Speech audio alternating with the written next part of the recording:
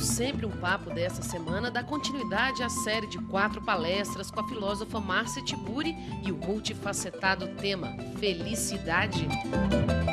O encontro de hoje é muito para a gente trabalhar o sentido dessa felicidade publicitária, que na verdade é a morte da felicidade filosófica.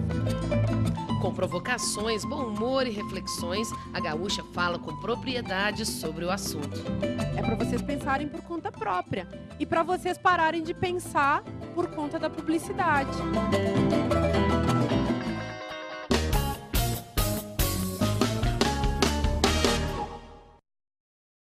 A felicidade sempre foi tratada por todos os filósofos como sendo algo muito difícil de ser alcançado. E um conceito que está sempre referido a uma certa ideia, claro, a ideia de felicidade, é um ideal de felicidade, mas, ao mesmo tempo, é um ideal de felicidade sempre referido a uma prática. Então, nunca a gente responde sobre a felicidade num sentido puramente desligado daquilo que é a nossa vida cotidiana. Sempre esse ideal, ele vem responder a uma necessidade da nossa vida muito prática. E, nesse sentido, obviamente, também a felicidade se torna ainda mais difícil, porque é como se ela tivesse sempre que corresponder a algo que a gente pode realizar na nossa vida concreta, e que não fica simplesmente guardado no âmbito daquilo que, de um jeito muito mal resolvido, a gente chama de teoria, por não percebermos justamente que as nossas teorias elas também são, num certo sentido, práticas. Ou seja, quando a gente para pensar, essa é uma ação. A filosofia é a aventura do pensamento, uma viagem ao centro das coisas que envolve um passeio por sua superfície. O filósofo será um guia que presta atenção no que vê e pondera o que não pode ser visto. Tem 2 textos que eu acho que nos auxiliam muito para a gente pensar essa questão da indústria cultural da felicidade. Um texto é, obviamente, o texto do Theodor Adorno, que chama Indústria Cultural, que é um texto que foi escrito durante o período da Segunda Guerra, no período nazista, e que foi publicado no final dos anos 40. E que está naquele livro, que talvez vocês conheçam, chamado Dialética do Esclarecimento. E é um texto muito, muito mal compreendido. Hoje mesmo, nesse contexto aí da entrevista, a minha jornalista falou assim: pena que Adorno é um pensador sobre o qual pairam tantos preconceitos. Aí eu disse, o preconceito da ignorância, porque quem leu aquele texto da indústria cultural? Então, claro, vocês talvez não conheçam o texto, talvez nem nunca tenham ouvido falar dele. Ao mesmo tempo, o termo, a expressão indústria cultural, é uma expressão que a gente ouve muito por aí. Mesmo quem nunca passou pela universidade, pelos cursos de comunicação das universidades, onde, sobretudo, esse texto é estudado. Fica sempre uma certa incompreensão, sempre assim uma ideia geral, que é uma ideia baseada numa incompreensão, né? Aliás, ideia geral é uma coisa muito perigosa, porque, em geral, as ideias gerais podem nos levar a incompreensões gerais. Mas a ideia geral que a gente tem que se tem aí no contexto vulgar sobre a indústria cultural, é que a indústria cultural é a produção de bens, artísticos ou pseudo-artísticos que são vendidos para as massas, né, para o grande público, como se eles fossem obras de arte. E tem uma crítica radical dos autores desse texto, Theodor Adorno e Max Horkheimer, que era seu parceiro, a esse tipo de produto, a esse tipo de bem cultural. Mas isso se essa ideia está dentro do texto, digamos que ela esteja, é o de menos, é o que tem de menos criticado no contexto desse texto. Enfim, e aí eu queria trabalhar com essa ideia da indústria cultural da felicidade, pensando, então, a partir da indústria cultural, do conceito que ele dá, e também considerando algumas ideias que ele levanta sobre o problema da felicidade. E considerando que, obviamente, quando a gente fala de felicidade no nosso contexto cultural, nós estamos sempre falando de um tipo de felicidade que foi produzida para ser vendida como mercadoria. Aquela ideia que a gente tem, assim, aliás, você liga a televisão e você vai ser feliz comprando um carro. Você abre uma revista e você vai ser feliz comprando um sapato. Você vai ao cinema e antes de começar o filme, mostra uma propaganda de margarina ou coisa parecida e você vai ser feliz comendo margarina. Enfim, essa ideia, muito geral, vendida para as pessoas, de que é uma representação sempre de felicidade, em geral de um sujeito realizado fisicamente ou do ponto de vista da família, né, que está ali representada, sempre um grupo que está muito feliz, ou um sujeito vivendo, enfim, numa situação, assim, sei lá, numa situação paradisíaca, surfando, ou na floresta, ou em meio, enfim, sempre essas paisagens de natureza, ou essas paisagens de casas paradisíacas, ou situações familiares paradisíacas, que a pessoa que assiste acredita mesmo diante daquela representação. Não é que a pessoa acredite porque ela é boba, é porque aquela imagem se põe diante dela como uma verdade. Então, óbvio que você faz uma associação que é semiótica entre um ícone que está ali lançado e outro ícone, o carro e a imagem da família feliz. E, obviamente, a associação, a analogia entre um objeto e outro, entre uma representação e outra, sendo que você não pode comprar felicidade, mas o carro você não pode comprar felicidade, mas o sapato você não pode ter uma família feliz, porque, aliás, elas não existem, mas um potinho de margarina é a coisa mais simples, né? E até a gente já brincou com essa história da propaganda da margarina, que é muito interessante, porque qualquer pessoa que conheça o que tem dentro de um pote de margarina sabe que ela terá os seus miolos, ossos e tecidos em geral destruídos, né, com o consumo de margarina. Enfim. Bom, mas eu queria, então, partir um pouco das ideias colocadas por esse texto e da grande questão levantada por esse texto para a nossa cultura e lembrar de um outro texto que veio antes, que é um texto do velho e bom Freud, chamado O Mal-Estar na Civilização. E eu queria fazer uma conexão entre esses dois textos. Vocês já leram esse texto, O Mal-Estar na Civilização? Então, já o título desse texto é um título que tem que nos deixar muito felizes, não é? O mal-estar na civilização. A nossa cultura contemporânea, que vende a felicidade como uma mercadoria, patrocina uma ideia de bem-estar. Então, a exigência no nosso cotidiano, sobre a qual, aliás, já falava o próprio Adorno, envolve uma certa estereotipação. Todos nós devemos aparecer sempre muito bem, sempre sorrindo, sempre contentes, sempre felizes. Parece assim que a gente tem sempre que se colocar na frente dos outros como se nós estivéssemos vivendo no bem-estar. Ora, o que é o bem-estar? Bem-estar, pelo menos assim a partir desse texto do Freud, é um certo acobertamento. Claro que eu estou fazendo uma leitura muito pessoal disso, mas é um certo acobertamento de um mal-estar que todos nós sentimos. Na nossa cultura não é difícil de avaliar esse mal-estar, posto que quantos de nós estão hoje deprimidos?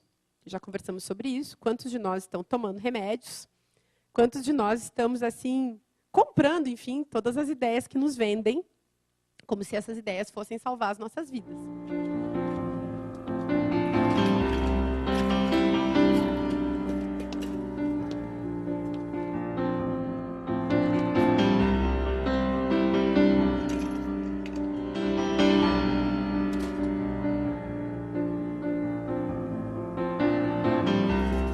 Eu acho mesmo que esse texto de Freud oferece não apenas uma, mas várias explicações sobre o que se passa conosco no âmbito da cultura e no âmbito do que concerne a nossa questão, enfim, da felicidade. E ele começa esse texto comentando que ele trocou uma carta com um amigo e que esse amigo falava assim que ele não tinha entendido muito bem o texto anterior do Freud, que chama O Futuro de uma Ilusão, que era sobre a religião, e que ele lastimava que Freud não tivesse entendido aquilo que é a fonte do sentimento religioso, que esse amigo de Freud, um poeta, diz que é o sentimento oceânico. E aí Freud era um sujeito mega debochado, muito irônico, muito crítico. Ele diz assim, eu nunca consegui sentir em mim esse sentimento oceânico. Ele diz, ora, esse sentimento oceânico seria uma espécie de vida, de sentimento que preside a vida do indivíduo antes dele ter conseguido fazer a separação entre o eu e o mundo exterior. Então, é como se ele não tivesse amadurecido ainda o seu próprio eu e como se ele não tivesse ainda se dado conta de quem ele é em relação ao mundo exterior. Eu estou, claro, para quem conhece esse texto e para quem está acostumado com teorias freudianas, eu estou fazendo um resumo e interpretando a minha maneira, né, isso que ele diz. Mas me parece que isso é correto. Então, ele levanta essa ideia de que o sentimento oceânico seria uma espécie de sentimento primitivo. Enquanto que, à medida que o ser humano cresce e se relaciona com o mundo exterior, esse sentimento oceânico ele vai diminuindo. Até porque a função do eu é justamente proteger o indivíduo daquilo que está fora do mundo. Então, à medida que o mundo vai se mostrando na sua maldade, na sua ruindade, esse eu ele vai se tornando cada vez mais rígido, cada vez mais forte, cada vez mais concreto, digamos assim, contra esse mundo exterior que não se coloca nunca para o indivíduo como uma coisa simplesmente agradável e maravilhosa. É muito difícil avaliar do ponto de vista da ciência um sentimento. Em geral, quem dá conta de expressar nossos sentimentos é a arte, não a ciência. Tem umas pessoas que elas buscam felicidade na beleza.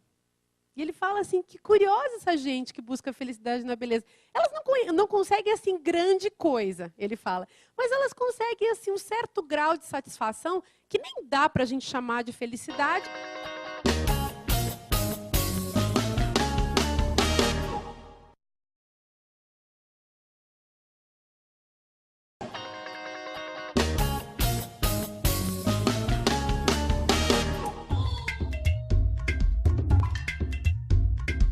Pensar nos leva a sermos pessoas mais felizes. Refletindo assim, Márcia Tiburi, neste bloco, fala sobre a razão da nossa existência como forma de nos libertarmos e nos aproximarmos da tão desejada felicidade. Qual será a finalidade da existência humana? E você sabe que Freud é um tremendo de um pessimista, né? E ele considera que a existência humana não tem nenhuma finalidade. E que as pessoas logo vão se dando conta disso. E que isso já produz uma tremenda de uma infelicidade. Porque assim, o que a gente está fazendo aqui? Vocês não pensam nisso todo dia? Eu penso nisso todos os dias. E eu já tive várias teorias sobre isso. Eu já pensei assim, não, a gente está fazendo um teatro. Como vários já pensaram, eu sou uma marionete de alguém, um títere, eu sou um boneco, enfim, eu sou um brinquedo de alguma coisa misteriosa. Mas talvez nem seja tão misterioso, talvez no fim a gente descubra que é tudo de plástico e que, na verdade, nós somos que nem as formiguinhas que a gente mata, assim, quando elas estão chegando perto do nosso doce. Difícil isso, né? Aí Freud, para não ser tão pessimista, ele diz assim, bom, já que as pessoas não conseguem responder essa pergunta de qual é a finalidade da vida, elas respondem de muitos jeitos. Claro que as pessoas estão sempre respondendo, os filósofos, os teólogos, os cientistas, todo mundo respondendo. Mas, na verdade, ninguém consegue encontrar uma resposta que não tenha discussão. Um absoluto, não existe uma verdade absoluta sobre isso. E aí ele diz assim, já que eu não posso encontrar resposta, e ninguém pode, uma resposta total, pelo menos as pessoas entram na viagem de ser felizes. E as pessoas começam a buscar a felicidade. E buscar a felicidade significa o quê? Significa encontrar, segundo Freud, prazer, ou buscar o prazer, ou buscar fugir do desprazer. E para fugir, encontrar o prazer não é uma coisa muito fácil no nosso mundo. O nosso mundo, ele é, segundo a teoria do Freud, regido pelo princípio do prazer. O prazer é o nosso, ele fala assim, é o nosso programa. Nós somos programados para o prazer. No entanto, o desprazer, ele está dado e ele é muito mais fácil de acontecer conosco.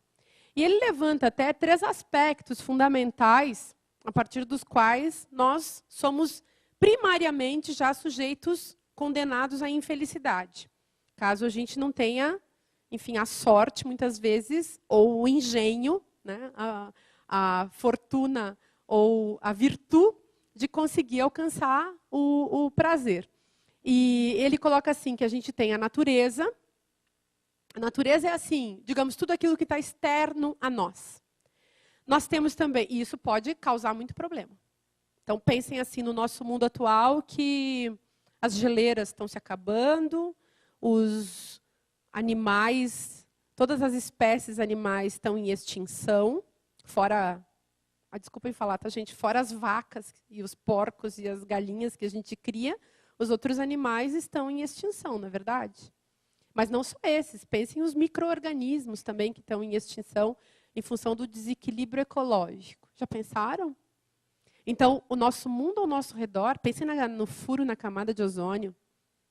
Imaginem assim como a natureza, no sentido da fauna, da flora, pensem como essa natureza está sendo destruída e como nossa vida vai ficar cada vez pior nesse sentido. Cada vez muito pior. Aliás, isso causa um tremendo do mal-estar. É um mal-estar tão grande que ninguém quer falar sobre isso, não é verdade? E a gente continua acobertando, né, fingindo que nada está acontecendo.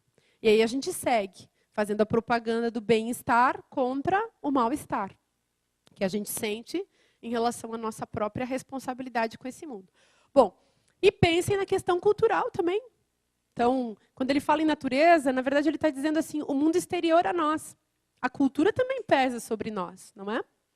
Então, existem exigências, existe o trabalho, existe cobrança, existem regras, tem lei, tem instituições, enfim. Se vocês pensarem no mundo da cultura, também pesa sobre nós. E só por isso, só do jeito que as coisas estão organizadas, em função da ordem, do todo, nós também já estamos infelizes. No fundo, nós somos todos seres muito prejudicados por esse desejo dessa felicidade radical que a gente tem rarissimamente. E somos entediados com essa vida relativamente satisfatória. Além disso tudo, que já é mega insuportável, insuportável no sentido, assim, concreto do termo, né? Carregar o mundo nas costas. Ele, inclusive, diz uma frase que eu acho tão boa. A vida é árdua demais. A vida é árdua demais. Imaginem nisso, né? Imaginem pensando assim. Aí ele fala, bom, além de tudo, da vida ser árdua demais, fora da nossa interioridade, tem, além de tudo, o nosso corpo. Corpo. Aí já pensou se você tem uma doença?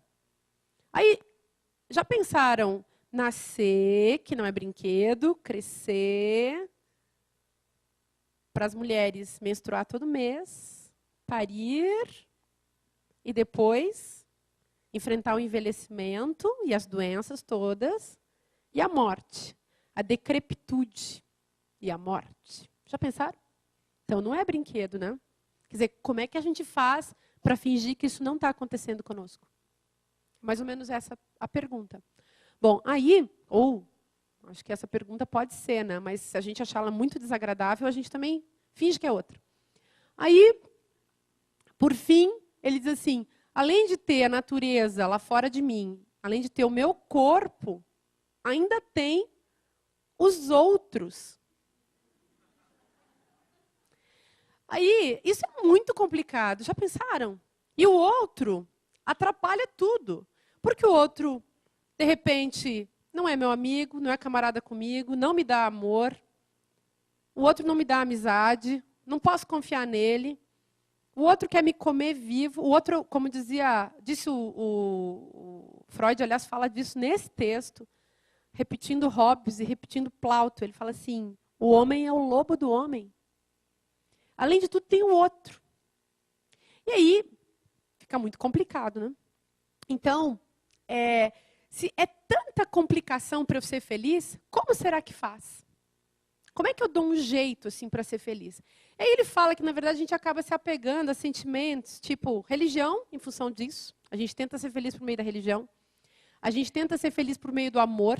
E aí, sobre o amor, é muito divertido também, porque aliás, Freud é um cara que entende tudo de amor, gente. Leiam Freud antes de vocês começarem a namorar com qualquer pessoa.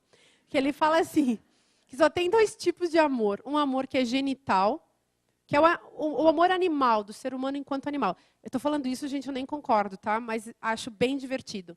Aí ele fala assim, tem o amor que é esse amor do animal, do bicho que a gente é, que é o amor genital, que é o amor mamífero, né?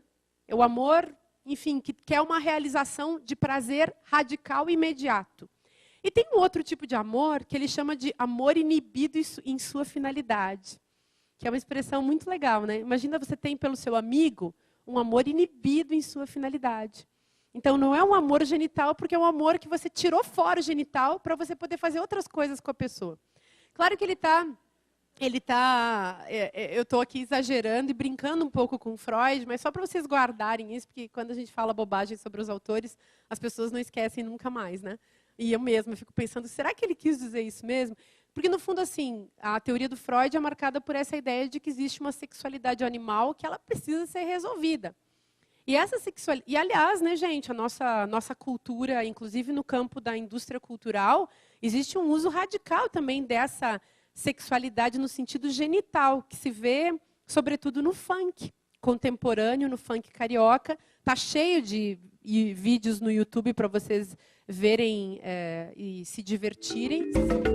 Para Freud, a felicidade seria uma sensação de muito prazer em um nível muito imediato. Uma espécie de mágica repentina de realização de um desejo. E aí, ele fala uma outra coisa. Tem também aquelas pessoas que, em vez de ficarem procurando felicidade, sei lá, na religião ou no amor, seja ele sexual ou não, ou inibido na sua finalidade, tem pessoas que ele diz assim, tem uma busca curiosa. Tem umas pessoas que elas buscam felicidade na beleza. E ele fala assim, que curiosa essa gente que busca felicidade na beleza. Elas não conseguem, assim, grande coisa, ele fala. Mas elas conseguem, assim, um certo grau de satisfação que nem dá para a gente chamar de felicidade, porque, para Freud, a felicidade seria uma sensação de muito prazer num nível muito imediato. Uma espécie de mágica repentina de realização de um desejo. Então, ele fala dessas satisfações que até são sinais, assim, até prometem lá uma felicidade, mas que nunca são a felicidade mesmo. E que, no fundo, assim, nós somos todos seres muito prejudicados por esse desejo dessa felicidade radical, que a gente tem rarissimamente, e somos, assim, um pouco entediados com essa vida relativamente satisfatória, que nós podemos até dizer é uma vida tediosa, mas é a vida que, quando a gente se dá conta, é a vida que a gente consegue ter, e a vida que muitas vezes, segundo ele mesmo fala, o Adorno vai falar isso também, é uma vida do sujeito meio infeliz, que de ser meio infeliz, mas não está totalmente azarado e desgraçado, até consegue dizer, não, está tudo bem, até que estou feliz. Né? Eu acho só que tem algumas pessoas, e muitas pessoas, inclusive, não são algumas, são muitas pessoas, que precisam muito da compreensão para poderem ter um acesso mais agradável à existência, ou pelo menos um acesso que cause menos angústia. Eu, por exemplo, sou uma delas. Você não precisa pensar, não é lá nas filosofias do grande sentido da existência, você não precisa pensar nem em você mesmo. Esqueça que você existe e se transforme numa peça da engrenagem, se transforme num consumidor.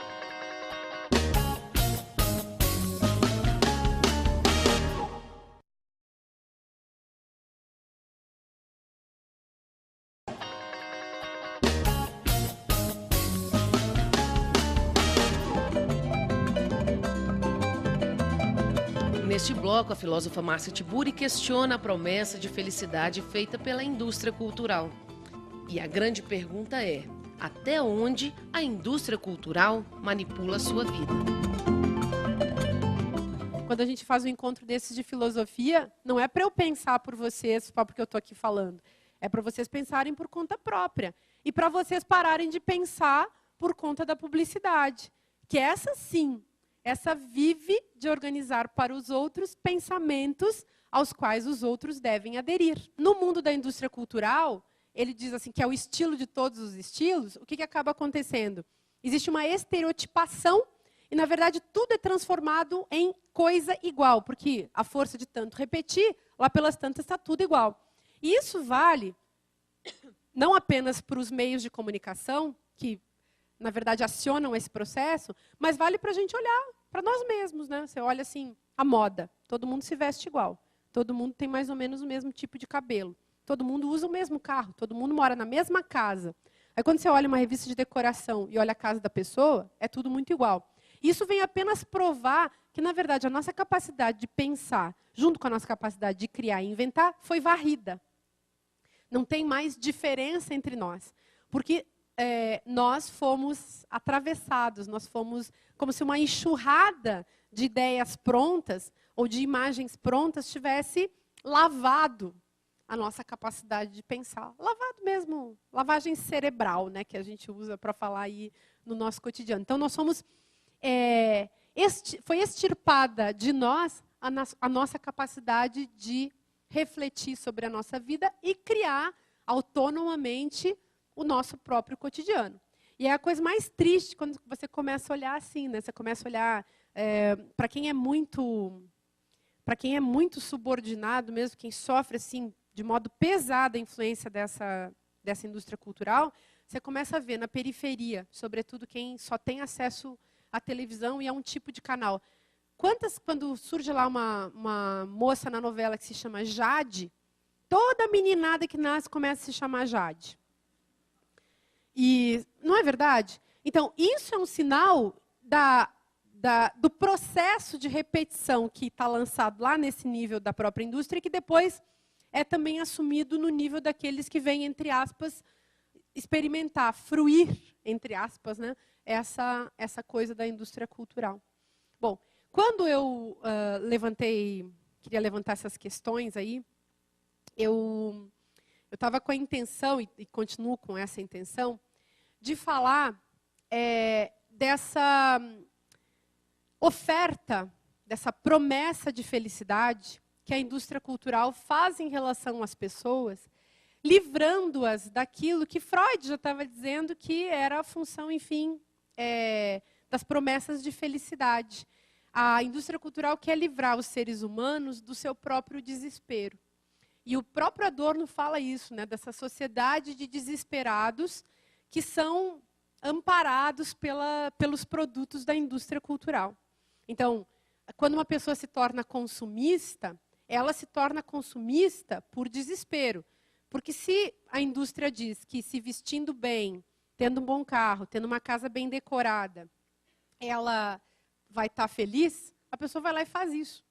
Porque ela nunca parou para pensar em que sentido que ela poderia produzir uma felicidade para ela mesma dentro de um contexto refletido.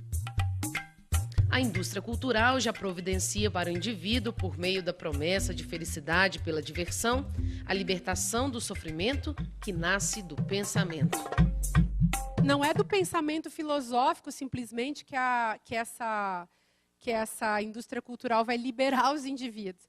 Ela vai liberar os indivíduos de um outro tipo de pensamento, do pensamento prático, do pensamento do cotidiano. Você não precisa pensar, não é lá nas filosofias do grande sentido da existência. Você não precisa pensar nem em você mesmo. Esqueça que você existe e se transforme numa peça da engrenagem. Se transforme num consumidor. Quem é o consumidor? O consumidor é aquele que é tratado como um... vocês têm triturador em casa? Na pia de vocês? Então, pensem cada vez que vocês ligarem o triturador, que o triturador é a máquina do consumo. Você joga lá dentro todos os restos do jantar e o negócio tritura, vira líquido. Que nem um morto, né? Um cadáver. Ele também é um corpo que está sendo consumido pelo próprio processo de morte, né? Então, pensem nisso, ele se liquefaz. E o consumidor é essa figura que funciona nesse sentido. Ele tritura alguma coisa, ele desmancha alguma coisa. Ele consome nesse sentido, ele faz a coisa desaparecer. Então, ele não vale nada, ele é apenas meio. Ele não é um fim. Ele é um meio, como o triturador da cozinha. Ele é apenas um meio, ele é apenas um instrumento. Alguma coisa que a gente usa para uma outra coisa. E o consumidor, para o sistema do capitalismo e a indústria cultural, que é a sua forma, enfim, conhecida de todos, é isso que faz conosco. nós todos somos tratados pela indústria cultural como se nós fôssemos essas figuras, e a indústria cultural da felicidade não vem a ser nada diferente disso. Nós somos essas figuras que somos meios em relação a algum fim que é dado pelo próprio sistema. No caso, as indústrias e o mercado vão ter os seus lucros. Nós não teremos a felicidade que nos foi prometida. Ao mesmo tempo, nós somos totalmente dependentes dessa indústria. E dependentes no sentido de sermos drogados, de sermos adictos. De estarmos assim sempre esperando que essa indústria inocule em nós um sentido que nós mesmos não somos mais capazes de produzir. Ou talvez nunca tenhamos sido. Aquilo que a religião fazia com as pessoas, e Freud é bem cruel, gente, ele fala que a religião, enfim, o efeito da religião e a busca religiosa é muito parecida com a busca mesmo daquele que tem uma dependência química. Tanto que, aliás, hoje em dia tem um tanto de gente que está saindo do álcool e das drogas e indo parar nessas igrejas pentecostais. Porque o buraco existencial, você pode colocar ali a droga e pode colocar ali também Deus.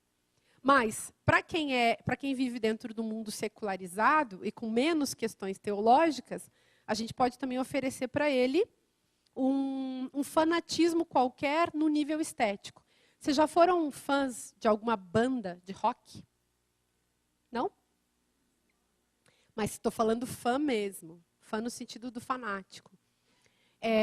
Tem pessoas que são fãs de bandas de rock, pop stars, sei lá, desde uma Lady Gaga até sei lá, mais antigo, Michael Jackson, fã de Madonna.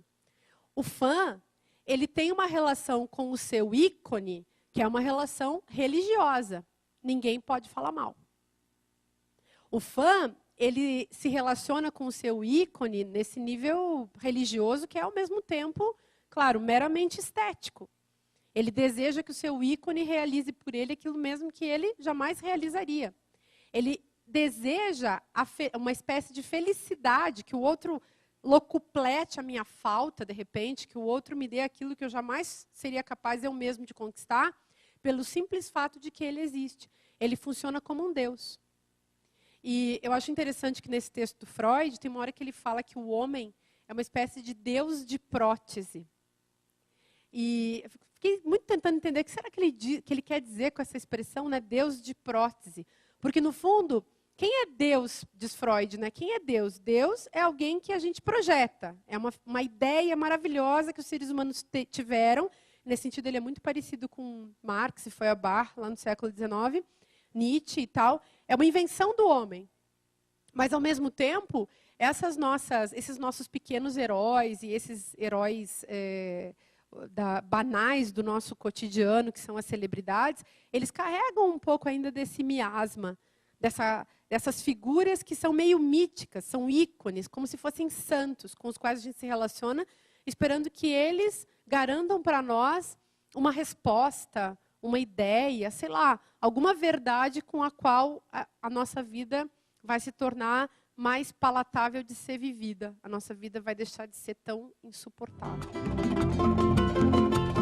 A felicidade não precisa ser um positivo, ela pode ser um negativo, que é essa coisa de, já que eu não sou infeliz, então eu sou feliz.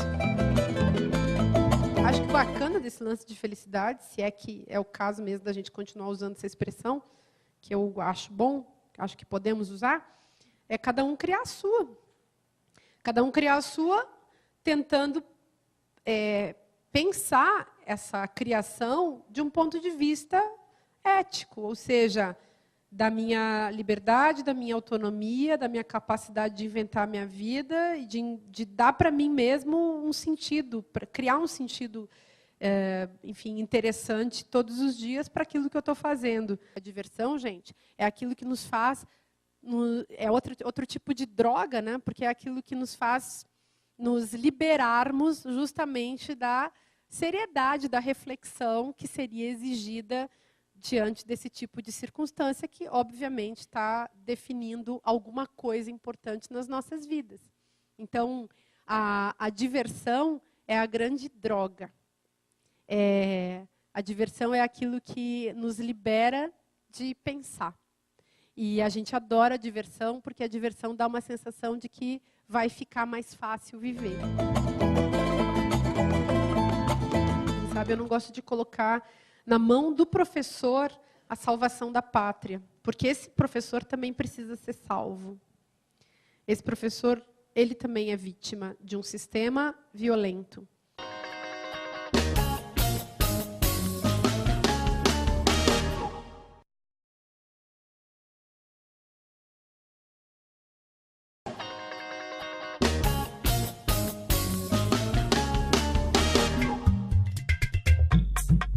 Neste bloco, inteligência emocional e liberdade de escolha são os temas propostos por Márcia de Moura. Eu gosto do encontro. E acho que a sala de aula é encontro. Até faz um tempo que eu estou escrevendo um texto que chama Aula como Experiência Filosófica. Porque eu acho que toda aula, mesmo de língua portuguesa, é um tipo de experiência, ou de matemática, enfim, é um tipo de experiência reflexiva e uma experiência, enfim, como experiência existencial, na verdade, né, que se dá ali quando ela é positiva. E quando ela é negativa também, infelizmente. E é claro que as condições para que ela seja positiva, elas não são dadas apenas pelo professor. É muito difícil para quem é professor de escola pública, que enfrenta crianças famintas, violentadas, abandonadas, aviltadas de um modo geral. É muito complicado ser professor nessas circunstâncias. E o que vem para a vida desse professor é toda uma história brasileira, uma história de peso social, que vem cair dentro da sala de aula, onde ele vai elaborar a sua experiência com os alunos. Além de tudo, os professores da rede pública, eles são aviltados, assim como seus alunos. Os alunos que eles recebem, que são violentados física, simbólica, politicamente, cotidianamente, eles também participam desse tipo de violência. Eles também são violentados nos seus salários e nas condições de trabalho, com raras exceções. Existem algumas poucas escolas públicas muito boas no Brasil, em todos os sentidos. Em geral, de governos municipais. E eu tenho conhecido algumas. Mas, ao mesmo tempo, eu não gosto mesmo de colocar... Por isso que eu falo assim, sabe? Eu não gosto de colocar na mão do professor a salvação da pátria, porque esse professor também precisa ser salvo. Esse professor, ele também é vítima de um sistema violento. Então, ele dá 30, 40 horas dentro da sala de aula e ele não tem dinheiro para comprar livro, para se formar, ele não tem sequer tempo para elaborar, muitas vezes, as aulas que ele tem que dar. Então, está cheio de professor estressado, cheio de professor infeliz. Infeliz é pouco, né? Está cheio de professor injustiçado e, eu diria, violentado mesmo. Ele é abusado por uma destruição do poder que vem de cima para baixo, né? Isso é bem pesado. Por isso que eu faço essa crítica, mas nunca é uma crítica dirigida simplesmente ao indivíduo cujo desejo está deslocado daquele lugar, porque é impossível você desejar as condições adversas para a realização do seu trabalho. Impossível.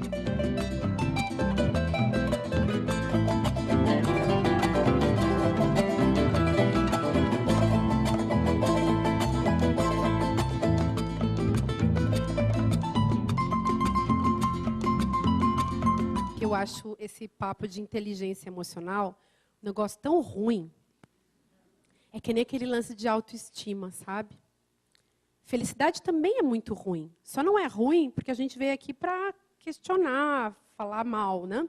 A gente pôs aquela interrogação, aí ficou interessante, né, gente? Porque do jeito que vai, não dá certo. E eu não conheço esse lance de inteligência emocional, mas para mim parece uma contradição, porque a inteligência é lógica. Então, talvez a inteligência ela é, enfim, uma demonstração sempre da nossa capacidade de raciocinar, que vem cheia de falhas. E é claro que a nossa capacidade de raciocinar, que se expressa pela linguagem, ela é a todo momento atravessada pelos nossos afetos, bons e maus. E é óbvio que na história também do pensamento, vocês vão ler assim na história da filosofia mesmo, sempre aparece isso, né? Desde lá dos gregos, essa coisa de tentar controlar as paixões, né, os afetos, por meio da nossa capacidade de racionalidade.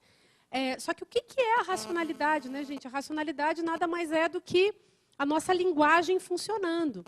Aí vocês vão talvez achar que eu sou uma filósofa metida besta, e eu não sou, tá? Mas eu tenho verdadeira raiva, que é um afeto incontrolado em mim, de autoajuda. Eu tenho raiva desse negócio. Sabe por quê? Porque de toda a indústria cultural produzida, eu até entendo que os caras queiram nos enganar na televisão, na revista de mulher pelada, na revista de moda. Até entendo, gente, mas eu não consigo entender que um livro queira nos enganar. E aí eu fico muito pensando, quando eu invento assim, um lance tipo inteligência emocional, você vai lá olhar, será que tem sentido um negócio desse? Será que não é mais uma dessas ideias acobertadoras que a gente usa para, na verdade, não ter que enfrentar o peso dolorido do conflito que existe entre nossa racionalidade e os nossos afetos? Não sei, sabe? Posso estar falando uma tremenda de uma besteira. Mas é isso que me vem. E como essa conversa ela anda sempre muito lá para o lado da autoajuda, me dá medo. E por isso eu acho que a gente tem que ralar mais. Tem que ler mais. A gente tem que se ajudar, eu acho, uns aos outros, aprendendo a gostar de ler, a gostar das ideias.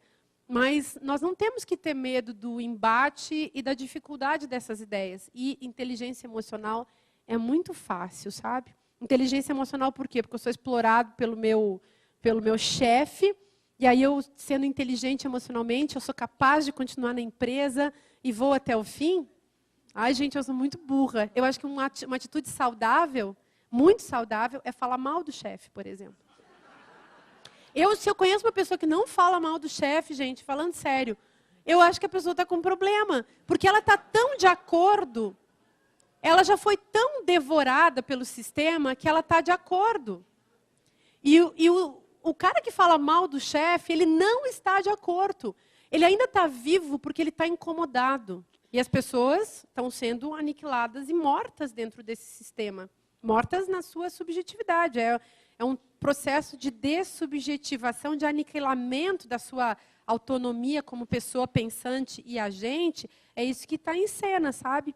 Então, se você vai trabalhar fazendo palestra em empresa, vai lá e mina por baixo.